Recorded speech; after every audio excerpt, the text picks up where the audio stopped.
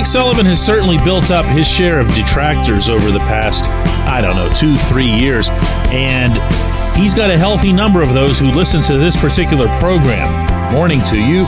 Good. Monday morning, I'm Dejan Kovacevic of DK Pittsburgh Sports. This is Daily Shot of Penguins. It comes your way bright and early every weekday. If you're into football and or baseball, I also offer daily shots of Steelers and Pirates in the same place that you found this. Sullivan might or might not be the guy to lead Pittsburgh's NHL franchise into the future. I happen to believe in him.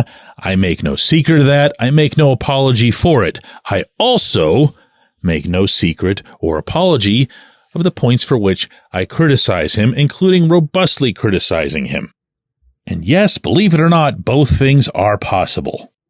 Because I believe in him and his foundation as an NHL head coach. I believe in him and his ability to get the best out of players more often than not, but I also believe that occasionally he'll do something that's off. Or really off. And yes, I also happen to believe that he's got his share of responsibility, because he has to, of the Penguins having missed the playoffs these past 2 seasons. All that said, I see him as the perfect choice to coach the United States entry into the 2026 Olympics in Italy. I've covered 5 games in my journalism career, beginning with Athens in 2004, continuing to Vancouver, London, Sochi, and Rio. I've experienced a lot at these events, both from the sporting standpoint and the cultural standpoint. I have seen how people carry themselves, how they conduct themselves in these settings. Some of them extremely well, some of them with class, some of them with character, and then some of them not so well at all. And I couldn't be more certain, first and foremost, that Sullivan will do that. He will represent our country with all of those qualities that I just mentioned, the positive ones, extremely well. This episode is brought to you by Bet Online, your number one source for all your summer sports needs this season, from Major League Baseball, golf, NHL, NBA playoffs. Get the latest odds and lines, including all team matchups, player props, odds on just about everything that's out there. Head to the website today or use your mobile device to get in on the action. Bet Online, where the game starts. I also believe that his system, which you know and I know he's not going to switch from, will benefit the expected talent that the Americans will have on that roster. You never know exactly who's going to be on it, but you have some pretty good guesses that, the 2 Tkachuk brothers might make it. Austin Matthews probably has a roster spot locked up. Gonna go out on a limb and guess that Connor Hellebuck will be in goal. You get the idea. You could probably put together, 10, 12 names that are just absolute locks, and you're going to be more impressed by the guys up front than anywhere else. That fits Sullivan. He wants his wingers to be fast and aggressive and to get in on the forecheck. Heck, maybe Drew O'Connor makes it. Just throwing it out there. Think about it. He wants to spend the game in the other team's zone. He wants intelligent decisions made once the puck is won. All of these things work with the way he prefers to set his model up. It's also not a complicated system, and that matters a lot for these short tournaments. Yes, they do get to spend some time together the summer before. All of these Olympic teams do. And you can put in certain system things then, but then you have several months of NHL games that go by. You forget that the Olympic thing was ever even going on, and then boom, and it shows up again in February. It's not very layered. It's something that you could probably explain to a hockey player within reason over lunch. That's also good. And that stubborn streak of his that tends to turn off a lot of people, that actually benefits you over there because you can overreact in the Olympics. I've seen a ton of this to a single outcome. And if you're really in it to win it, you don't want to do that. Put your team together, believe in it, let it grow.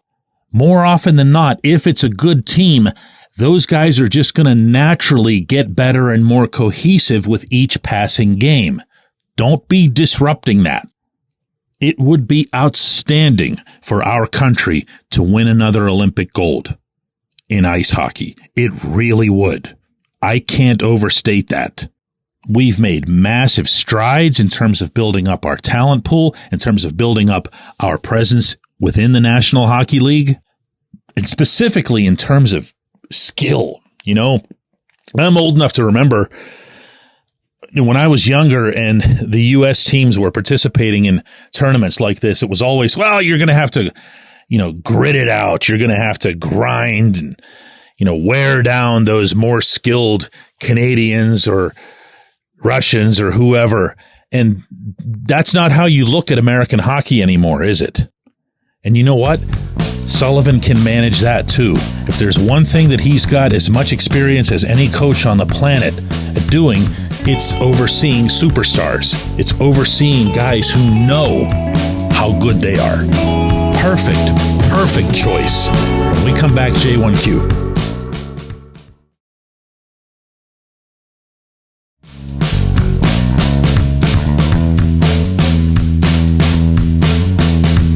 Today's J1Q comes from Trent, who says, DK, regarding the bottom six, I agree with you that most of the moves that Kyle Dubas made didn't work out. However, isn't the reality that he had to go out in the free agent market to remake the bottom six the real problem?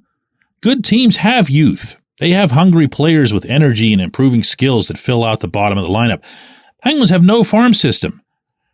They didn't have good NHL quality players who could battle for a spot, and so they were forced to go out and use free agency to make the bottom part of the lineup. That's the problem, right? This is something that Dubas inherited, and until the Penguins farm system gets to average, it's going to continue. Trent, I don't disagree with that, except for the part where it seems like you're excusing it as a result. Every GM who takes a job anywhere in the NHL that isn't an expansion team has to inherit something. They're inheriting something, good or bad. It's what you do with your situation that defines you. And if I go back to last year's Daily Shots from around this time, around when Dubas was hired, the one thing that I pushed more than anything else was to fill out your bottom six and even your back end defense guys, your third pairings and so forth, with younger players, faster players, energetic players. And that didn't happen.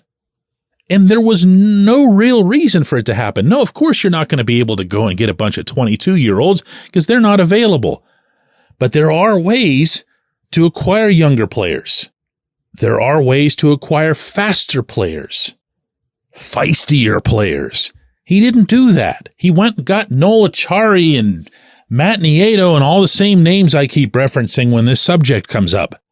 He stood pat and said, well, just let Jeff Carter center the fourth line, as opposed to putting him up in the press box.